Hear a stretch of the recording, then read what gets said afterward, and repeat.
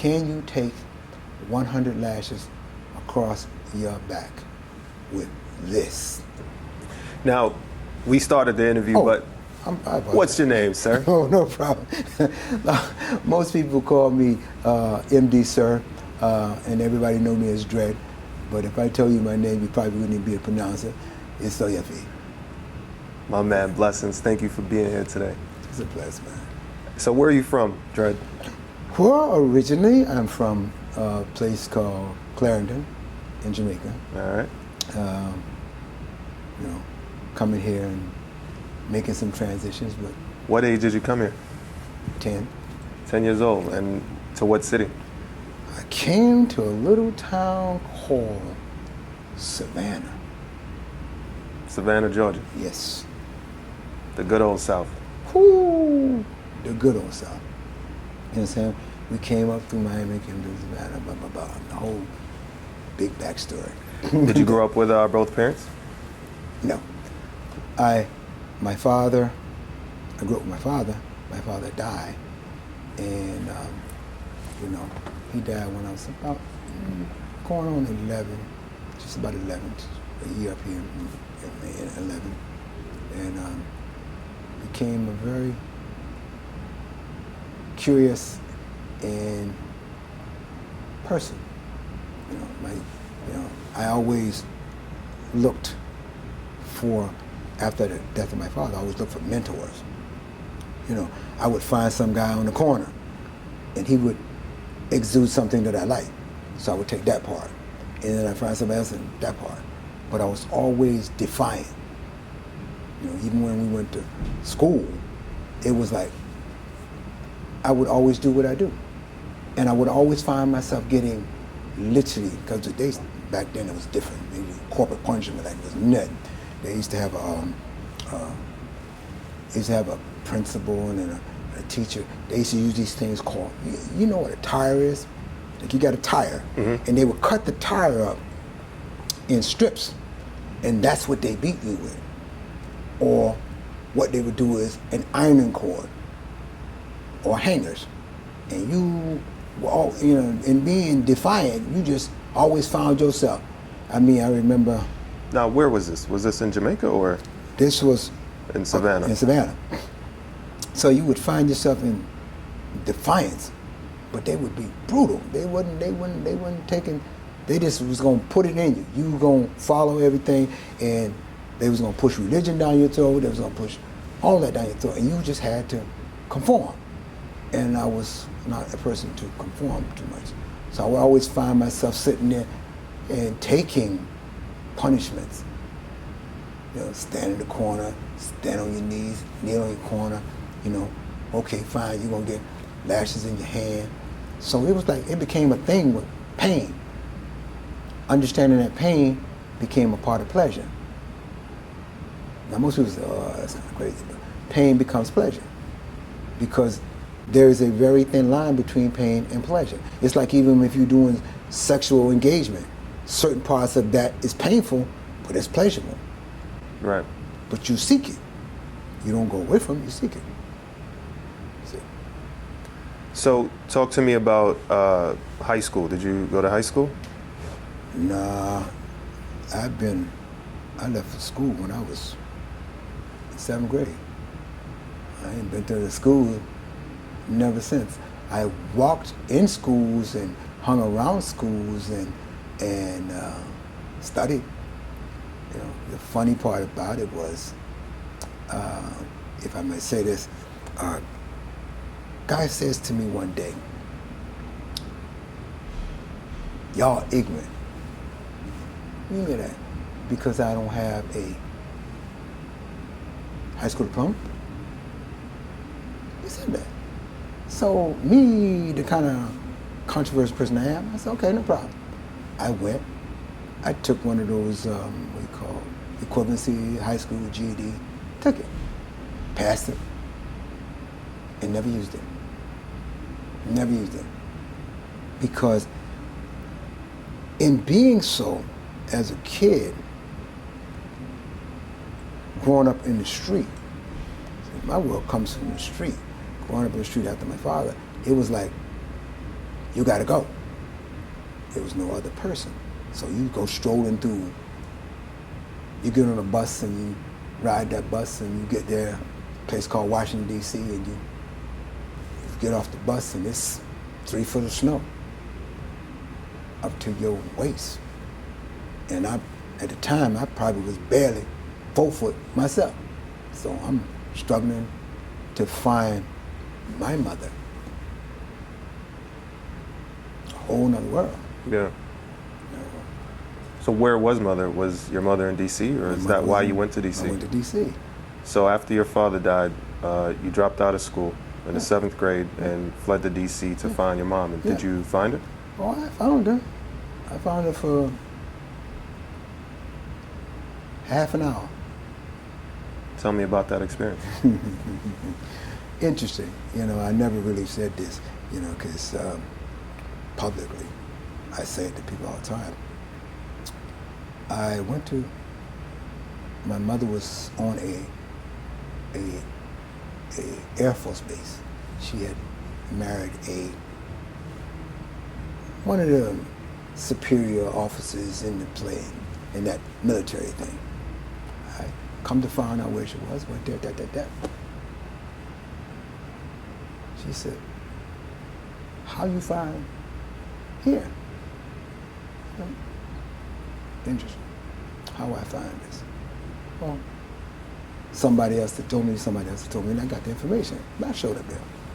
It's kind of interesting because in doing so, she didn't let me in, but pushed me outside and said, do not tell this man that you are my son.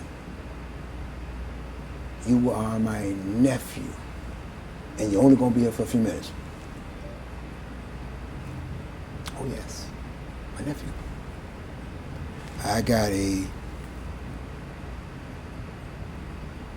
I said this to my son here, I got a half of a sandwich. Not a whole one, a half of a sandwich. Here you go, half of a sandwich, and you must go. Now, what was that pain like? Ooh, that was quite interesting because I'm looking at inside where my sister is there, and I'm looking, come in closer to me. I like it closer to me. I come in to look and see my sister there, and I'm like, okay, this is one, why this person gets to be here and I don't get to be here, but it's okay. I look around, I'm looking, it's warm inside, and I'm looking around and I look outside and the snow is, and at the time, DC wasn't no joke when it comes to snow. It was 3 foot of snow. Mm-hmm. So I'm literally freezing cold, all of that. But I must return to the snow. Now, I have numerous brothers and sisters. And call this one, call that one, call that one. And everybody had an opinion. Oh, your brother's staying with me, so you can't stay. Other brothers, oh, well, we made an agreement that nobody could let their family come and stay in the house because this is an agreement, so you can't stay here. So I'm going around. Okay, no problem. I'm all alone. So I get to the part where there's a bunch of old guys standing around a barrel. A barrel now, mind you, the fire and the whole night. I'm standing off from them. And old guy says, young blood, why you over there? Come over here, come over here. I said, what you doing out here? You know what I'm saying? You're freezing. Come over by the fire. You know what? I said, I don't know about this place. I'm just going here, there, and everywhere. I'm just looking for a place. He said, well, I'll tell you what. He said, I'm going to tell you what to do. I'm like, you going to tell me what to do? They a bunch of old men. You know, people call winos. That's why I got respect for people like that. Wino. He says, come here. He said, I want you to take a swallow of this. I'm like, man, no, I ain't doing that. He said, no, take a swallow of this If you don't take it, spit it out. It's on you. And I want you to go walk straight up,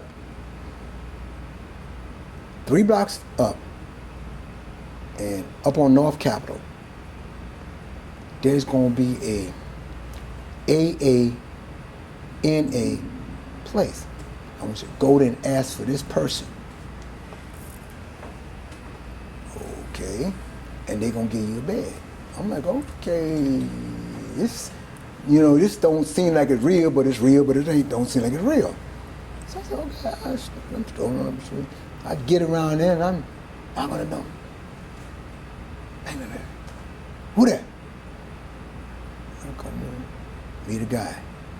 Now, mind you, they have these meetings, and everybody talk about what they do and Alcoholics Anonymous, all that. But I always been against drinking because I always watched the turmoil behind people that drink and how they change. Like they be one way for a minute, and the next minute they another whole way, and I was like, they would end up being fighting. So, okay, I don't want no part of this. So, you know what I'm saying? So 7th grade, you go to DC, find your mom, 30 minutes, half a sandwich, you're back on the streets, snow around of some old men who basically told you where you could stay. Yep. What happens after that? How was the next few years of your life? Well, the next few years of my life was, getting to know the guy who ran the center. Mm-hmm. He kind of took me under his wing, and he used to have a shop, and he used to sell on the street. They're called street vendors. So he had a shop, and he used to take stuff out of the shop and sell on the street vendors.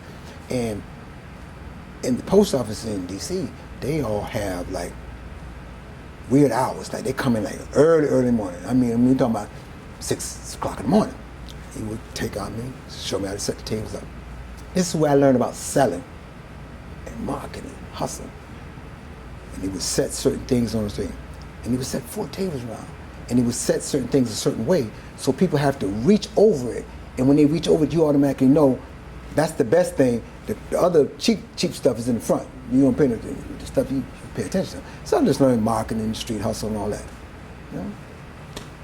That went on for quite a while. Went from there to Atlanta. Hung in Atlanta for a while. Mm-hmm. Met an individual that's a famous singer. Hung around, played around with them. And used to watch them sing at the bars and help them do, little things. And they were going back to North Carolina. The young lady was going back to North Carolina. I said, do you want to go? Yeah, I'll go. What the hell? I'm go all. I'll just go anywhere. I'll go back to North Carolina. And because, as a young kid, I remember certain things back home, how they did transactions. So I had this in the back of my mind, had in the back of my mind what I learned from the street. So I decided to go to North Carolina. Hung out in North Carolina for a good period of time. Created an industry that was crazy off the chain, because I walked into some guys who were literally selling weed. Now, it was a whole family, but they didn't know how to do it a certain way. Mm-hmm. So, they was kind of like naive. They was just like, we just having a ball. Right. So I said, okay. And she introduced me to him because she used to buy weed from him. And she said, oh, and they started asking me questions. I said, man, this is how y'all run this? I said, man, I can show you how to do this at a whole nother level. That happened. That I hung around there for a while. I used to have, we had like 3 or 4 houses, and we used to play musical chairs with the cops. For years, and no one ever really saw me. I never came outside. I was addicted to watching. They would always think I was cuckoo. They thought I was nuts because they would always say, "You ain't watching the football? You ain't watching the game? What am I watching? I'm watching CNN. I'm watching all news stuff, right? Right. I'm watching, stuff like I had a particular soap opera that I used to watch that actually showed me how to really speak a certain way. I wanted to learn how to speak so it would be acceptable. So I used to listen to this. And this one particular soap opera came on that had a black guy that was a club owner. Ooh, struck my attention. Black guy, white woman backing him.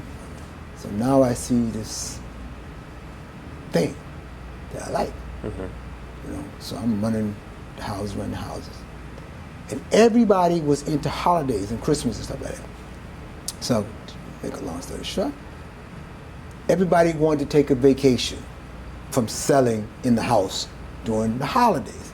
Me, I don't care about no vacation because I don't celebrate no Christmas. I don't celebrate nothing. I barely celebrate my birthday. So yeah, I'm just a junkie for entrepreneurship. I want to sell. I want to hustle. So I created this space, and it was really insane because every one of these houses that we actually went into were houses, because down south, their houses sit up off the ground. And people come to the side porch. So everybody used to come to the side porch. So I had a little dog. I put the dog there by the side porch. I had the thing there. I built this wall, crazy wall. What is you building? I would put the pipes in the wall. So the pipes in the wall had holes in them. So if you hit the wall, the pipes go like this. So you can't knock the ball. Right. Boom, boom, boom, boom, boom. Why? Tearing that place up. Boom, boom, boom, boom, boom, right? When I first came to the place, they used to always look at me like I was stupid. I cut a hole in the floor, and I kept the hole in the floor. What the hell are you doing? I said nothing to nobody. While everybody was away on their party second mission, they decided they was going to raid the house. They raided the house. While they raiding the house, and I used to have this thing for reading 37 Psalms. That was my thing. 37 Psalms, read the thing, and watch the news. In this ruckus, you know what I'm saying? So I grab all the packages, I drop down the hole, and because the house is set up at the thing, it's woods in the back. So I scooted out the back, put this on there, and I come around the front of the building, where they're tearing up the building.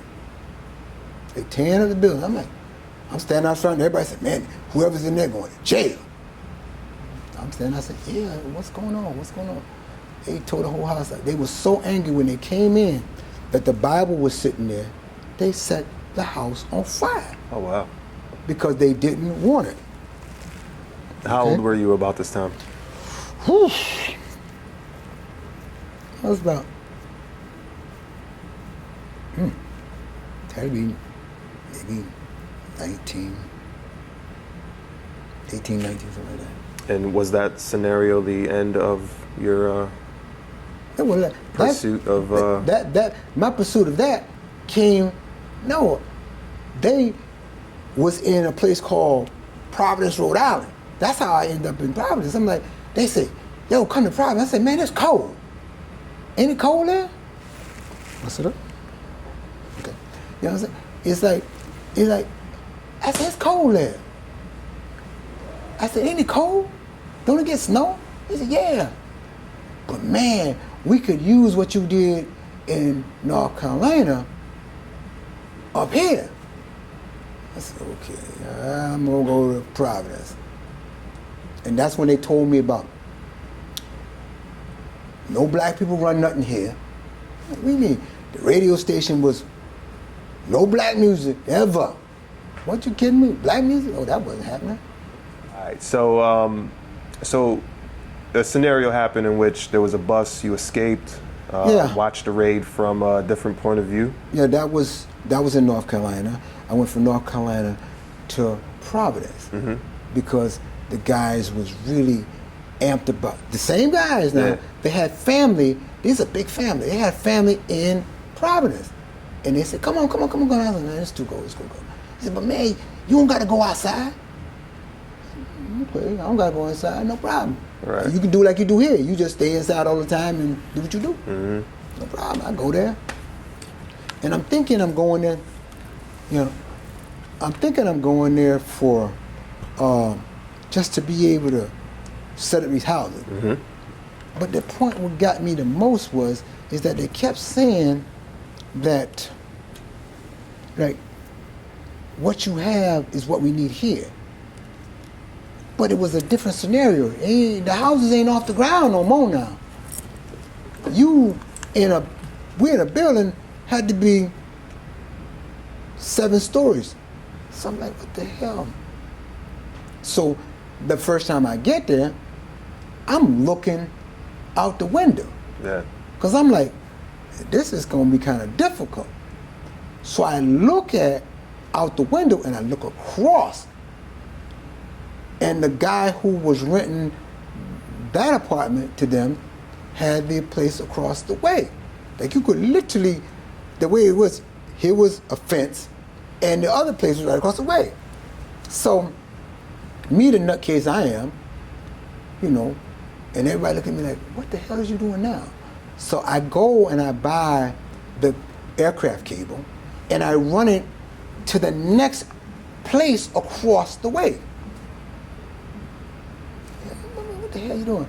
It's a clothesline, man. I don't say nothing, it's a clothesline. The hell you run a clothesline that long? I mean, lay the clothes over there and the clothes over here. I said nothing to nobody. Right? So we going on for a period of time, and they was really reckless because they would just do everything in the house. Now we don't know. It was a 7th floor or something like that. And I'm like, is y'all crazy? Y'all smoking in the house? Y'all partying in the house? Every girl that come by, y'all want to bring them in the house? I'm like, what's up with this? So this, come on, this ain't what we did down there. So, oh man, it's different up here. Ain't nobody care. You don't care that you could smell this all the way down the stairs? And you got people not, this is like boom, boom, boom. It wasn't worse. It was in North Carolina, it was 24/7. Now, you got 24/7 knocking in an apartment where they're bam, bam, bam, bam, bam, bam. Everybody here, bam, bam, bam, bam. You can hear them walking up the steps, because there wasn't no damn elevator. You walk up the steps. So, I'm like, and one day, it was weird, because you could always tell. It's like that sense. That knock don't sound like a regular knock. Right. You know what I'm saying? That sounds like the knock of somebody else. So what I do, again, like the place on the way, they all sitting there. They go to the door. Me, I go to the window. I go to the window because I always been small. Always been, this is probably the biggest I ever went. I weigh 125, 130 now. Mm-hmm. I ain't always 110, 95, just small. So I go to the thing, the little thing that you wheel on, I wheel myself right on out the window to the next place. I come down the steps, I run outside the apartment, I stand there. And they ushering everybody out again, and I'm standing in front of the car, and everybody look at me like, how you do that again? Same brothers, they're all from the same family. Like, damn, why'd you just keep doing this? But in the process of that, I was taking my money and helping the guy that had a raggedy club build something. Bring the girls in, do this, do that. So how long was your stint in Rhode Island? Whoa. I stayed there for, got to be 10 years or more. So when did you get to Miami and why? After the whole fiasco with the drug thing coming to, blown up, and after the club, because I pushed the limit. Once I had access to doing a fully nude club, could do what I wanted to do, and realized that guess what? Now that place is probably, and I probably shouldn't say that, but that place is probably, at that time, was probably the most corrupt place on the planet. The smallest state in the United States is the most what? Everybody, as long as you had $1, you can manipulate anything. Right. So I'm manipulating myself up. You know, I turned around and started creating this whole fetish thing from doing the thing with the people, the white folk in Boston, back and forth, back and forth. I'm gonna bring it to the club. I'm gonna take one of my back rooms, which used to be a restaurant, I'm gonna gut it, and I'm gonna make it a full dungeon where people could come and see this. And I made the thing said, out of the bedroom onto the stage. I did stadium seats in the side of the thing, so now you had the VIP and you had the stadium people. You know, 150 people go in there. My main thing was the club. You know, dances, you know, everybody dancing, doing their thing. I ain't really cared too much about that. I cared about this. Now, my club could be packed, but as soon as I made an announcement that the show was getting so, everybody beeline to the thing. So all of a sudden, I create something where there's buses. Now I got the Italians coming in and saying, yo, man, and they're not realizing I'm the owner, but I'm not the owner. Right. Because I'm always to everybody the manager. I don't want to be the owner. I'm the manager. And why do you do that? Because I know that you gonna always not talk to the owner, but you gonna tell the manager stuff you wouldn't tell the owner. So I let you just talk to me and tell me. So they come to me and say, yo man, you doing this show, can you come and do this at our club? And little they know I'm the mother owner. But I said, no, I don't want to do that. You ever seen like a Greyhound bus or a tour bus where, you know, people go, you know, they go around and ride around, a bunch of people get on the bus. I think it's like 45 seats or 50 seats or 55 seats on the bus. Right. That's what's coming to my club now, to see the bondage. Now, a club in the middle of the hood that nobody would come to, not all white folks is coming to it to see this crazy ass show that the black man's putting on. What year was this? 95, something like that. 95. 95. You know what I'm saying? And I'm like, they turning out in groves. I'm like, okay, fine. You know? So I get a young lady that was a professor. I'm not gonna tell you the college she worked at. No worries. And beautiful black woman. I said, okay, how about me teaching you how to be a dom? Now she knew little about what was going on. I would train the girls, have the girls do everything, and be set there. I would set all the contraptions together, and all she had to do was do her position. She took, you know, walk around, waving the capes and doing this and that, showboating. Mm-hmm. Oh, they was happy to see black woman, woo-hoo, white man, black woman. You know what I'm saying? They would always be, yeah, can I book a session with what, you know? So, in all this, I created the biggest controversy because they wanted to crack down on certain things. And I went through a legal battle that was ridiculous. Now, out of that legal battle, the funniest thing, and I heard it recently that in the last couple of years they changed it. Out of that legal battle that I fought and waged in Providence, Rhode Island, they said, we don't care if you sell sex indoors, just don't sell outdoors. Woo-hoo! Right down my alley. I went from the closing of a club to buying a 4-story house, because they 4 stories and they all set like this. Mm-hmm. And I turned it into what? A full-fledged dungeon. You know what I'm saying? 45 cameras. I took out the whole floor, and now I got a whole thing where the swingers would come in. I joined a swingers club, and the swingers club people end up giving me the list. Woohoo! Why you give me a list? List got 400-something people on it. Because they used to do the hotels.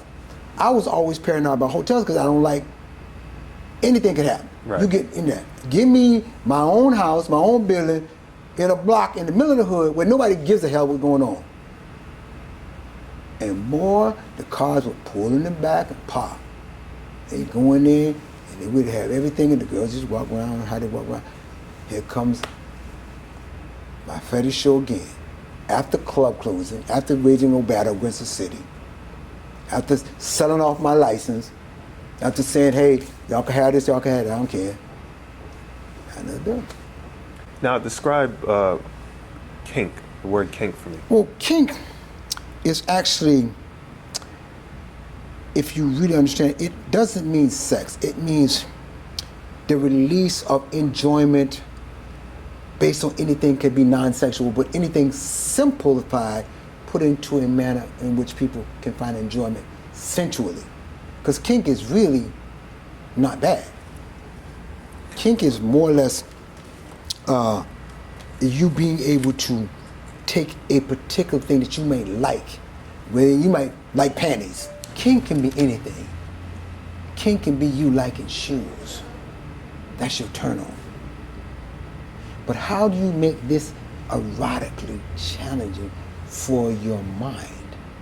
Because even when people say they into bondage, or they into S&M, or they into BDSM, you know what I'm saying?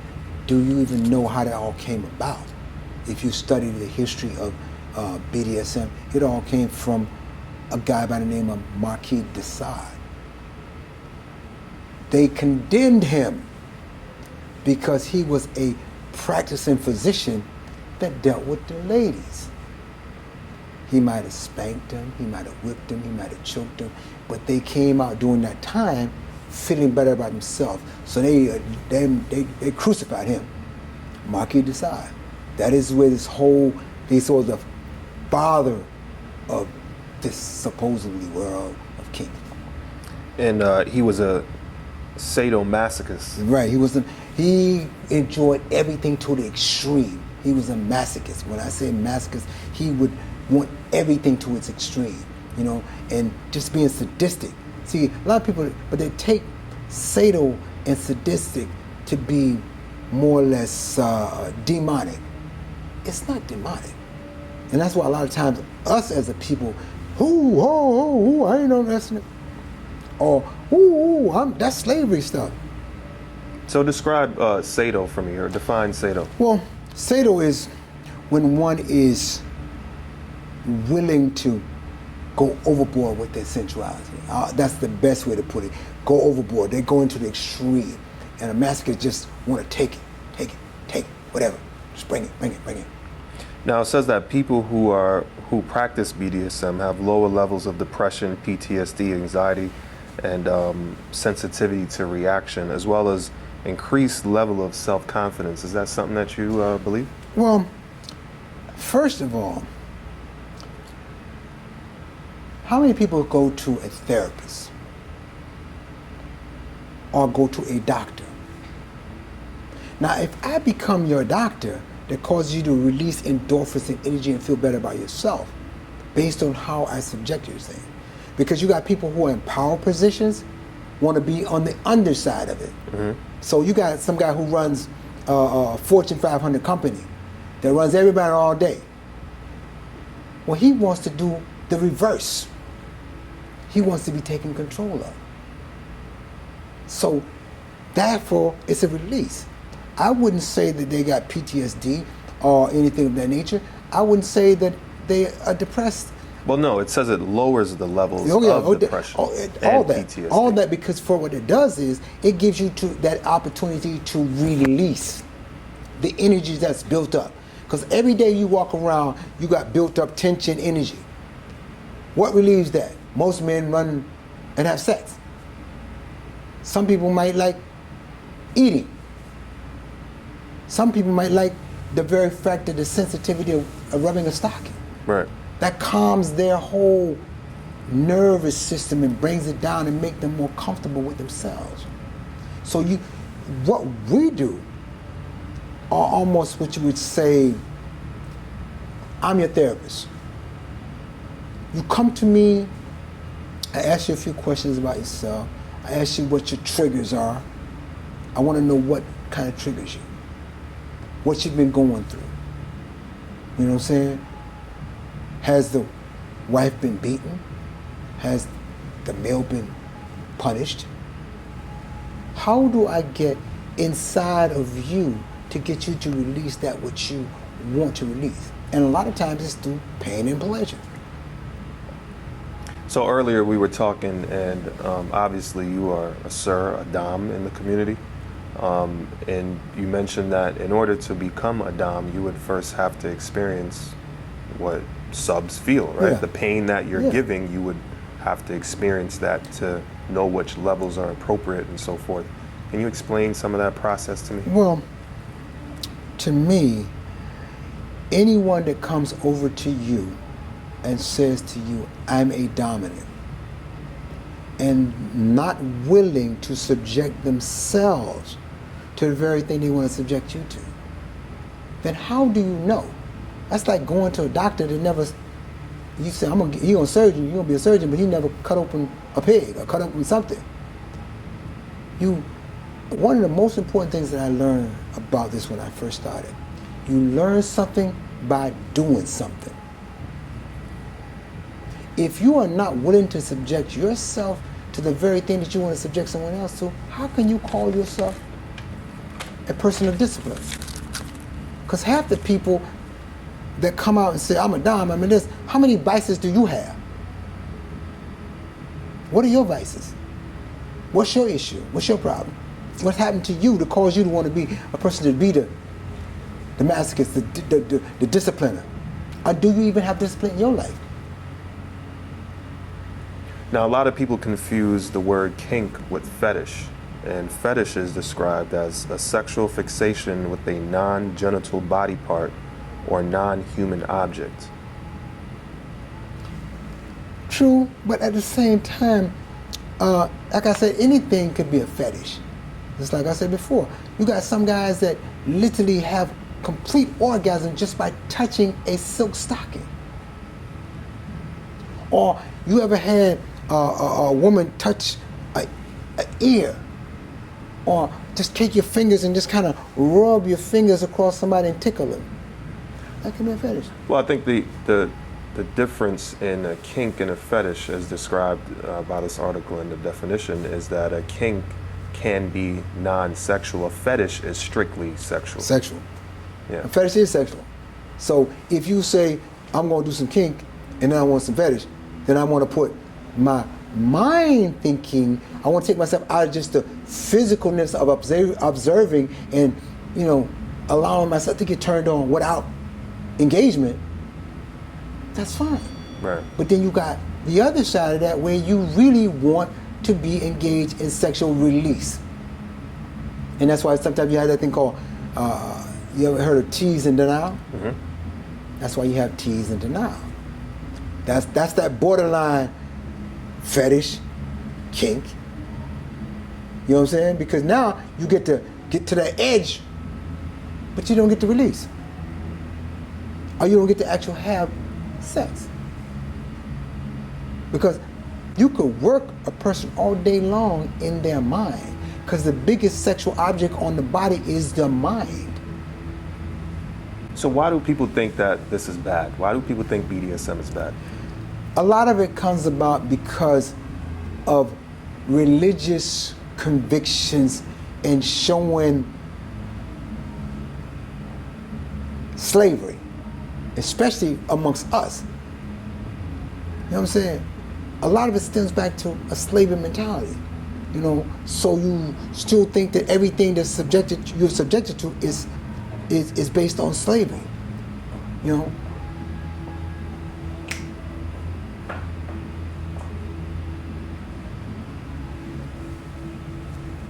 Based on slavery.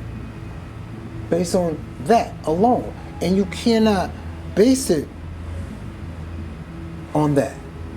Because you're looking at a time when someone was putting you in bondage to service them for a financial gain. This is not a financial gain based on that. This is a interaction of releasing your soul and your spirit to be able to enjoy your life. I don't know if that answers your question. Yeah. There is an argument that says that it's a mental disorder. What do you have to say to that? Why does anything that fulfills your balance considered to be that? Why do you go to, once again, why do you go to a, what do you call it, a therapist? Is that, how do you play that? Are we no different than therapists? You get to release, let go, and learn about yourself? Come closer to me.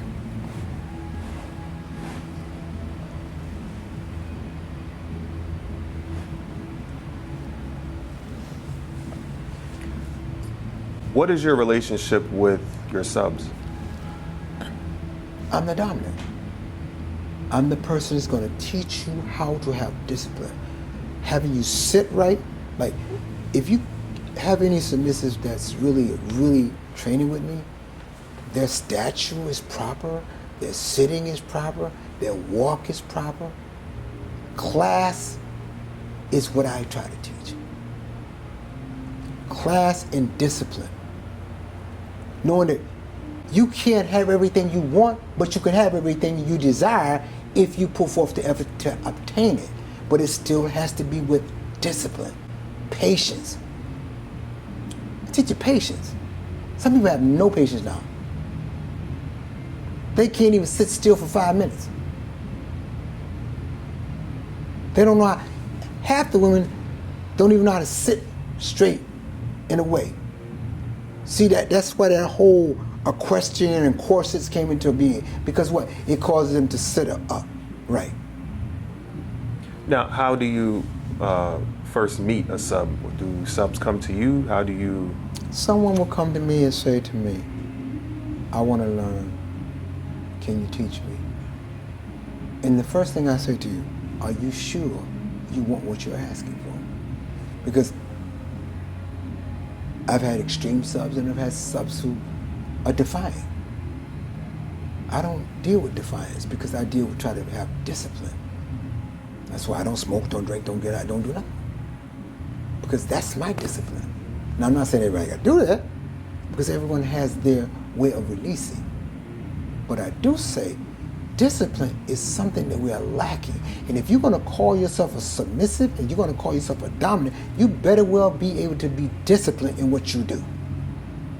Now, what qualifies you? What are some of the things that qualify you to be a dom? Training, years of subjecting myself to different people, allowing them to teach me, allowing them to show me, and allowing myself to be able to say, okay, fine, I've got that position because I chose the top other than the bottom.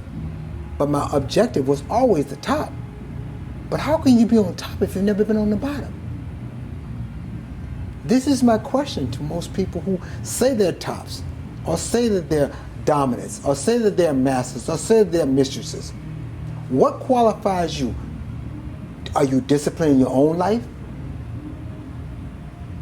Are you a profanity person? Do you even know how to sit right, eat right, conversate right? Because one of the things I try to do is teach all these processes, etiquettes. And most people don't want to learn that. So we only go so far and then, you know. Now you're in this beautiful dungeon, and I'm not sure beautiful would be the word to describe it. Words to describe, but the aesthetics are amazing. What made you build this, and what have you noticed since building it? First of all, I built it because I had to have my own outlet. I wanted to bring back what I left behind. Now, for years and years and years, I put it on the back burner, you know, because as a photographer, I've been around, did what I did, and you know, became international with that. But even when I did my international travel with the celebrities I went, I was always watching and learning the kinks and the fetishes from different parts of the world. New Zealand, Germany, you know what I'm saying? You would see rubber in Germany because it's a cold atmosphere, so they use the rubber And then when I got the chance to see, go to different events that were really over the top, whew, then you got to learn. So that the international travel educated me even more, because now I got a chance to peek my head in the door of international weddings. But as far as that is concerned, I built this because I wanted to be able to do something where black people, and this is my major thing, and I don't single out any person. Everybody got their own house. You know, your ice water ain't no more colder than my ice water. So I make my own ice water so my people can come and drink it. That's just how I am. I felt that here again, I'm feeling like I'm in Providence, in an area where we're not welcome, but we're welcome. So I'm gonna make you know that you are welcome. Melanin is 100% welcome. All of this I have geared towards my people, because in the past, those people came to see me perform things in with shock and awe. So why can't I do this for my own people? And what have you noticed since building? I've noticed that people have a real curiosity. You know, I mean, we had an event a couple weeks ago where we had what's called Kink and Play, adult fair. I teamed up with another group of people that put together what's it called, and they did what is called events. So together you find this person with an adult store that's black. This person got candles that's black. This person got a little, dance wear that's black. This person got a pole and they teach this and that. Okay, fine. Why can't we come together and have a fair? So they brought that to me, and once every 3 months, we bring an adult fair outside of my space. And it has opened so many doors because the curiosity. People are curious. People want something else to do besides what? Being on the top, flip it over and do it on the bottom. They do. You know what I'm saying? They want to know how to entertain one another. And they see it because they've been presented with it from 50 Shades of Grey, this and that and the other. But you don't see us in 50 Shades of Grey. I mean, you do, but you don't, but you do. So my thing is, here is our 50 Shades of Grey, and I created it so you could come and see it in its extreme form. What has the response been? Whoo, bro. Come one, come all to the greatest show of all. I have been so humbly blessed to have been able to educate, and every time I pick up a flogger and I'm showing somebody, they say, oh, the other day I was outside doing it. There's 25 people around the circle. I passed out floggers so they could learn. Here you go. And then as soon as I went to hit the girl, shoot, whoa. And it's just, I hit her, she, ooh, I like that. I like that because it can be brushes of energy and then it can be thumps of energy. You know, guy was like, he had a bag sitting in front of him. And I took this, which for some reason, all of us fear this look. This right here, if you bring this out, this first, oh, Kuta Kente, somebody getting whipped, we're going to slavery. And the guy said, you can't handle that. And he had a bag sitting in front of him, and I literally was whipping the bag back and forth, back and forth, back and forth. When I got tired of the bag, I went, bah! And the bag went up, and he said, wow. Learn your craft and learn it well. Don't do something if you can't do something well. And stop taking women, demeaning them, calling them submissive, and playing on their intelligence. And you don't even know. I'm a dominant. Get on the floor. What qualified me to get on the floor? You see this? You see that? That's titanium. Okay, it doesn't come on, it don't unlock. It's locked on. That's a commitment.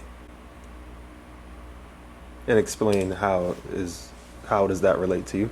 It relates to, guess what? It's like a connection. It's like what people say, almost a marriage. You committed to being of service. You know, that thing some people do what they call pretend. You got the cars you snap on, you snap off. People says, oh, you know, one young lady came to me and says, oh, it's only for temporary. I don't do temporary. I don't know how to do that. I didn't learn that. So what's around me is 100% knowledge all the time. Push, push, push, push, push. How can I create you to be perfected in whatever it is you're bringing? Whether it's the walk, when you go out, when you carry yourself, class. What are some current issues on the kink scene or the BDSM scene? Well, a lot of things are getting banned. A lot of things are, even when it comes to websites and public issues, it's like you have a thing against this, but then this is a relief for people. You bring it up, and everything in the adult industry now is getting so tightly nitpicked at until you can't even be yourself anymore. You know, it's like religion drowns out your ability to have pleasure. Now, who said because you read a Bible you can't have a vibrator? Wow, whoever said that?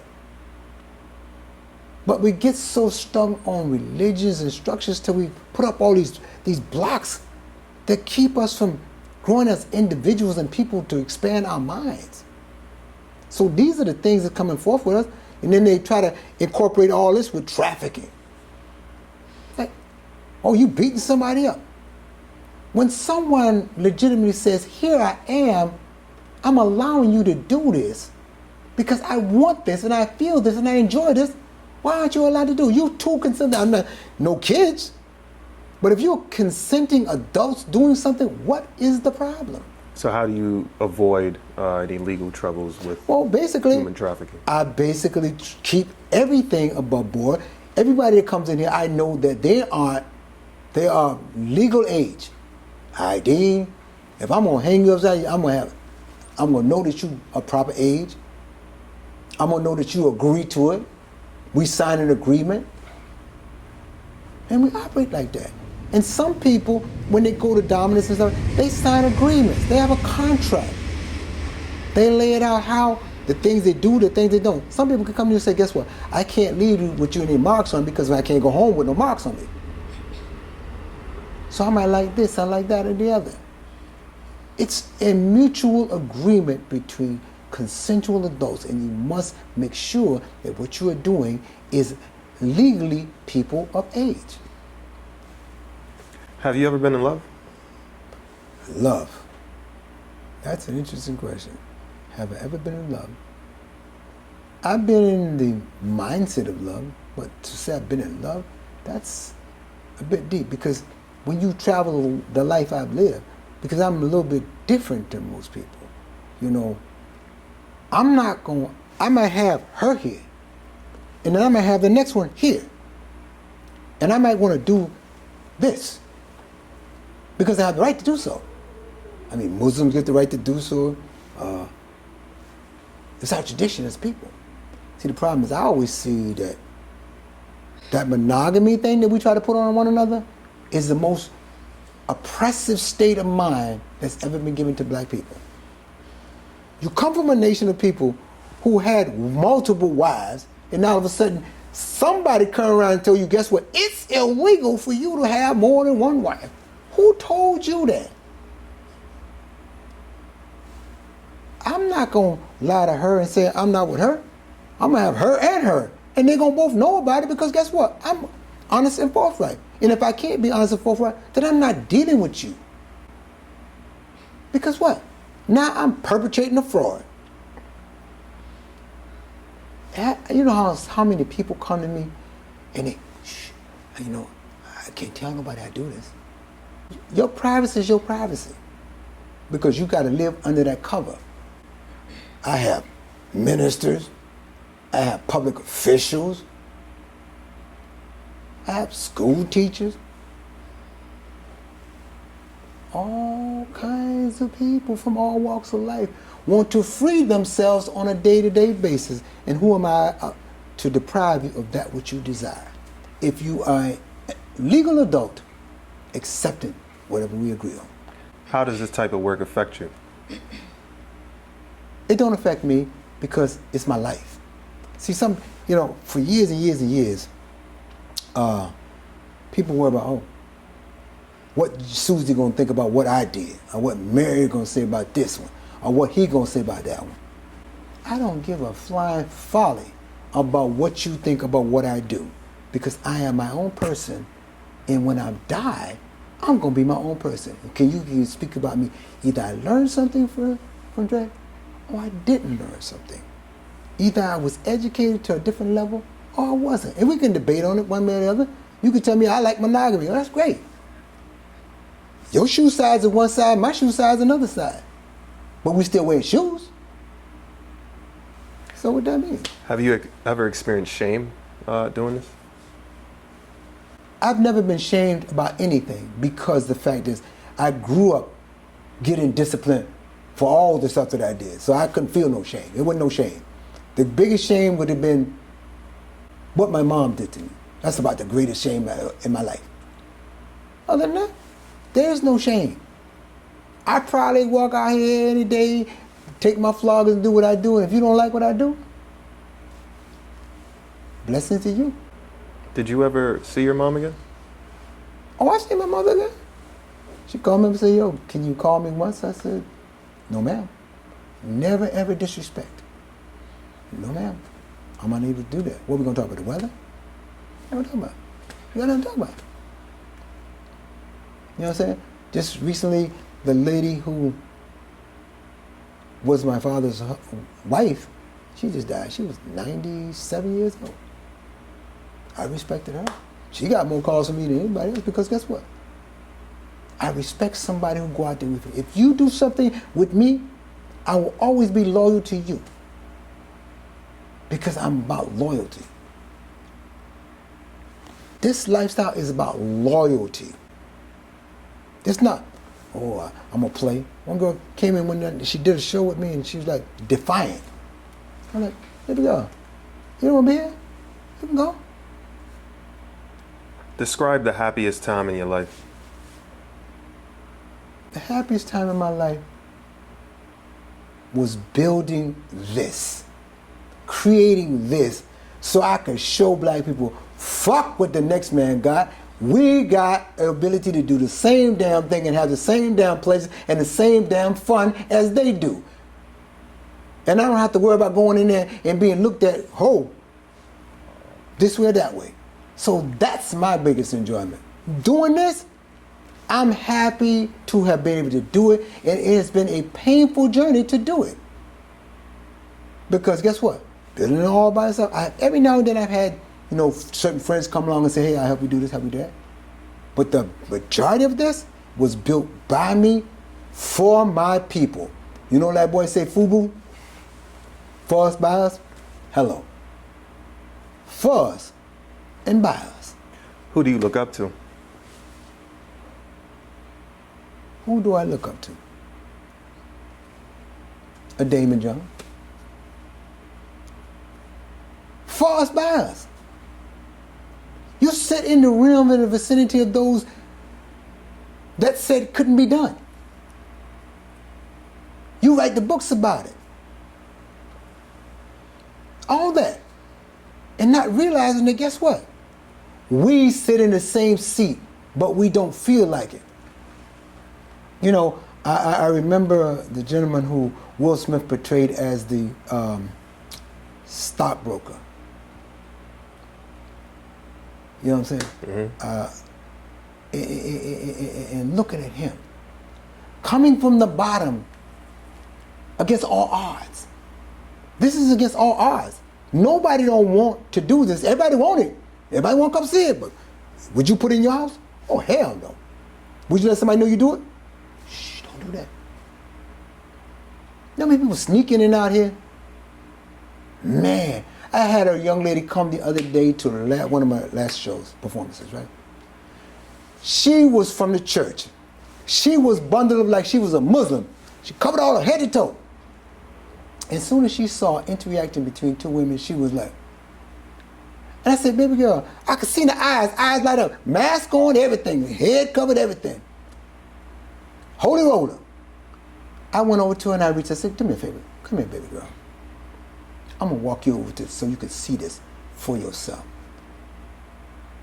For the first time in her life, she didn't have to feel no type of way. And she left here telling the guy who brought her here, and he said, because he told her this ain't church.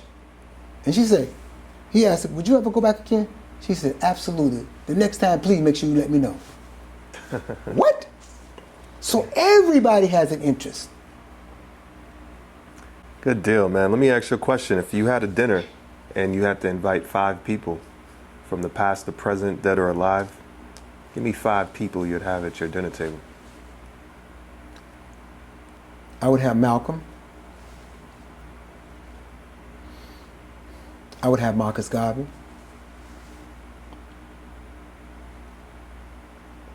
I would have Marley.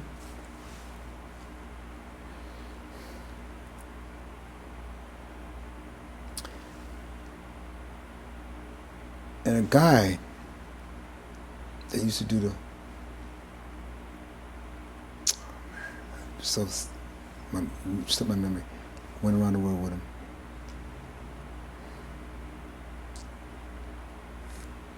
Doesn't have to be his name. It could be his relation to you.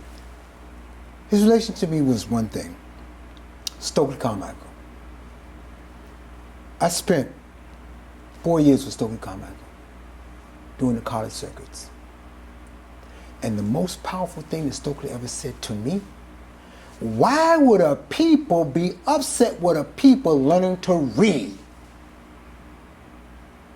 Stokely. And people said, what? Yes, I knew Stokely very well. And for those that don't know, who is Stokely Carmichael? Stokely Carmichael was a revolutionary. Basically pushed out of Africa and came to teach college students and express himself and teach them about learning to read and educate themselves to what they have been subjected to. Because if you don't know your history, you don't know where you're going. And that's what I least, Martin, in his own depictions. I don't always agree, but I agree with Kwame Nkrumah. 4 places that you haven't been that you would like to visit. Well, when I was on tour, boy. Tibet. But I've been around the world 5 times, man. That's one thing that the camera in my, that was the weirdest thing, because that was another whole thing. I stumbled into that. But it took me around the world. So it ain't too many places that I haven't been. That's why there aren't many things that impress me. Right. You want to impress me? Be a great spirit. That impresses me. I'm impressed by your money or anything, because I done had money. You got 3 more.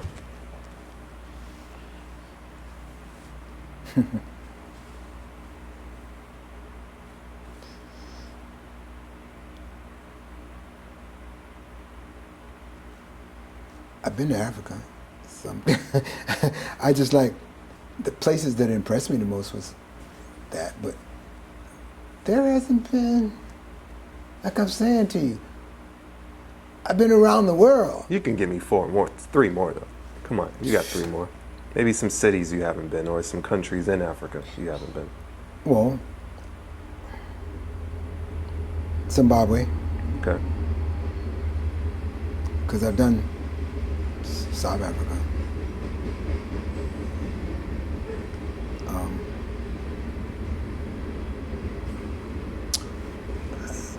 Ghana? Been there. Kenya? Been there. Mozambique? I'm just trying to help you at this point. Mozambique would probably be the other place because we kind of like, we borderlined it. You know what I'm saying? But when you go to Africa and we did like certain spots in it, it's like when we were in Brazil, we did certain spots in it. So we kind of went up and down because the entertainer that I went with is international. Right. People love him wherever we go. You know, so that's what gave me someone else's dime to go around the world. You got one more though. Oh man. I would like to, and even as stupid as it may sound,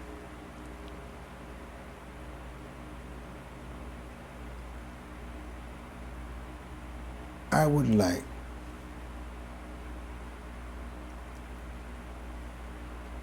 man, I've been to Egypt and the only place that we didn't touch is Russia, because there was embargoes for us doing that. Russia, just to peek in the door. Even this fool doing what he doing, I still like to peek in that door. 3 tips for someone trying to get into the BDSM lifestyle. Be willing to listen. Be willing to listen and to be able to seek out a mentor and study, really study. 2 individuals from the lifestyle that you'd like to see on the show. Whew.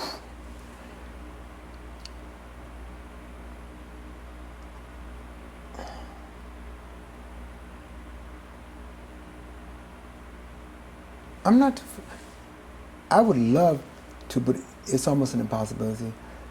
One of the guys who originally taught me and trained me, he was a white guy. His name is John Warren. John Warren wrote a book called The Loving Dominant. I learned so much from John Warren in Libby. I would never, ever regret that. So John Warren and Libby? John Warren and Libby. All right, if you had to say one word for the rest of your life, what word would you choose? Faith. I want to thank you, brother, for taking the time and making the space for me and to speak with me with clarity and with certainty, and with the tips and the advice and the wisdom that you've shared with us today. Thank you again. Yes, you're more than welcome, my brother. I just must say this. FNFOPM. For those who don't know what that means, faith, no fear, other people's mistakes. Learn from them. Peace.